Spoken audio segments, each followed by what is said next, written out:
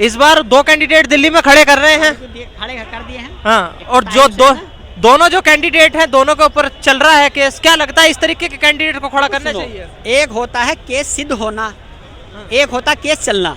चलने में और सिद्ध होने में जमीन आसमान का। शाहरुख के ऊपर तो दिख रहा है ना वीडियो में, वो पिस्टल तान रहा है, पिस्टल क्लियर दिख रही है। हाँ बिल्कुल दिख रहा है, तो उसे डाला हुआ तो अंदर उसे। तो उसे खड़ा क्यों कर रहे हैं इलेक्शन? किसे? शाहरुख को। जमानत मिल गई उसे? हाँ। जमानत मिल गई उसे? नहीं बताओ मुझे। नहीं मिली तो कैसे खड़ा हो जाएगा? तो टिकट तो दे रहे हैं ना, टिकट जेल से भी तो इलेक्शन लड़ेगा। लड़ सकता है। देखो अमरिंदर पाल जीता नहीं, बिल्कुल एक कश्मीर का वो जीता है।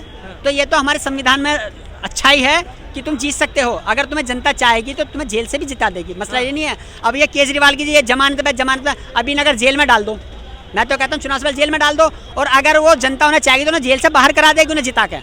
फिर क्या आप करोगे? तो अरविंद केजरीवाल ने तो बोला भी था ना सर कि अगर मुझे जेल में नहीं भेजना चाहते तो लोकसभा इलेक्शन में कि मुझे 7 सीट जो है लोकसभा की वो जितवा देना। सारे हार गए। ये कोई इशू नहीं है कि हार गए, हार जीत तो चलती रहती है। लेकिन मैं ये जानना चाहता हूँ, ये जो यहाँ इल्ज़ाम लगाते हैं कि गंगा जमुना साफ नहीं हो रही, दिल्ली में कूड़े के अंबार हैं, तो फिर यहाँ के जो 7 सांसद हैं वे क्या झक मरा रहे हैं यहाँ पे? वे क्या कर रहे हैं? वे खुद नहीं चाहते काम हो दिल्ली के अंदर। भाई सांसदों का कुछ काम तो होगा। जो हम सांसद जिसा बना रहे हैं उसके खाली यही है कि वो केवल प्रधानमंत्री के ही मतलब चापलूसी करेंगे क्या, या अपनी पार्टी की चापलूसी करेंगे? जब तुम सांसद हो तुम भी वहाँ काम कराओगे अपने क्षेत्र के अंदर, जो तुम्हारा लोकसभा क्षेत्र लगेगा, तो आप काम क्यों नहीं करा रहे? तो अरविंद केजरीवाल जी ने तो वादा किया था ना सर कि मैं सफाई करा दूंगा यमुना की, हुई नहीं। वैसे वो माफी मांग रहे हैं, उन्होंने खुद बोला कि कोविड की वजह से मैं नहीं करा पाया, ये जो भी रीजन आए हैं। बट लोग तो ये कह रहे हैं कि अगली बार भी फिर वो बोल देंगे कि मेरे को जेल में फंसाए रखा तो मैं इसलिए नहीं कर पाया। देखो उन्होंने कम से कम माफी तो मांगी, और जिन्होंने 1000 करोड़ रुपए पास करे हो गंगा सफाई के लिए वो तो माफी भी नहीं मांग रहे। गंगा साफ हो गई। ये तो कुदरत कितनी अच्छी थी कि जब कोरोना आया तो उसकी वजह से 50% गंगा हमारी ऑलरेडी ऐसी साफ हो गई एनवायरमेंट की वजह से।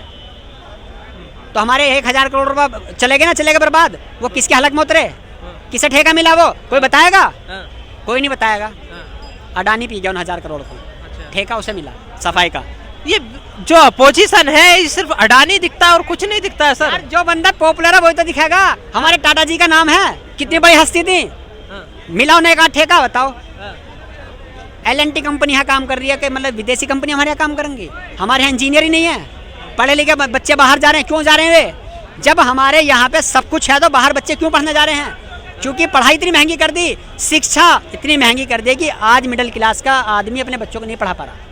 और तो केजरीवाल ने बहुत अच्छा काम करा, खासतौर से हमारे यहाँ के जो सरकारी स्कूल के बच्चे फ्रांस गए हैं, फ्रांस डेलीगेशन गया बच्चों का, पता होगा आपको?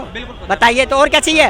तो आप इस बार ये मान के बैठे हैं कि अरविंद केजरीवाल की सरकार बना देंगे? भाई मान के नहीं बैठे, दिल्ली वालों ने पहले से ठान लिया है कि हमें पढ़ा लिखा मुख्यमंत्री चाहिए जो हमारे हक की बातें करे।